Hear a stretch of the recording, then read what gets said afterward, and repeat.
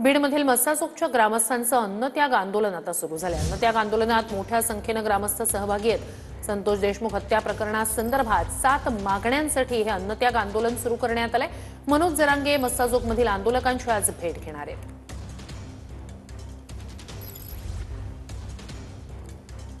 तर संतोष देशमुख हत्या प्रकरणासंदर्भात 7 मागण्यांसाठी आजपासून मस्साजोगच्या ग्रामस्थांनी अन्नत्याग आंदोलनाला सुरुवात केलेली आहे। ही दृश्य आपण मस्साजोगमधली पाहतोय। आता या ग्रामस्थांचं अन्नत्याग आंदोलन सुरू झालेलं आहे। आजचा आणि उद्याचा दिवस अन्नत्याग असेल, त्यानंतर पाणी पिणं देखील बंद करणार असा इशारा देण्यात आलेला आहे।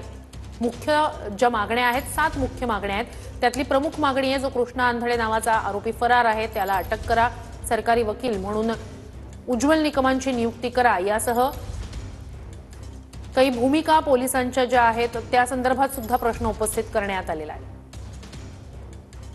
मस्साजोगच्या ग्रामस्थांनी अन्नत्याग आंदोलन सुरू केले आणि आपल्यासोबत संतोष देशमुख यांची कन्या वैभवी आहे। वैभवी, काय सांगशील, यापूर्वी तू अनेक मोर्चांमध्ये सहभागी झालीस, अनेक आंदोलनात सहभागी झालीस आणि आज वडिलांना न्याय मिळावा म्हणून उपाशीपोटी बसतेस। म्हणजे ही खरंच खूप दुर्दैवाची गोष्ट आहे।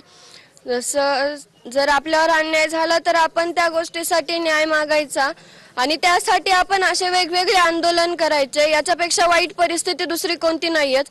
आणि जो माझ्या वडिलांची हत्या झाली आहे, त्यांच्यावर जो अन्याय झालाय, त्यासाठी आम्ही गेले कित्येक दिवस फक्त न्याय मागतोय आणि तो जर आम्हाला लवकरात लवकर मिळत नसेल तर असेच मोठे मोठे पावलं आम्हाला हे उचलावेच लागतील।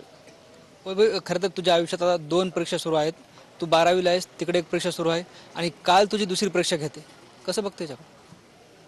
म्हणजे मला तर त्या परीक्षेच्या अगोदर मला ही परीक्षा मोठी वाटते, कारण की जे आमचे वडील होते ते आमच्यासाठी नाही तर आमच्या गावासाठी खूप मोठे होते, कारण की त्यांच्याशिवाय आम्हाला दुसरं काहीच दिसत नव्हतं। म्हणून त्यांचा जो न्यायाचा लढा हा आम्हाला पुढे न्यायचा आणि त्यांना लवकरात लवकर न्याय मिळवून द्यायचा।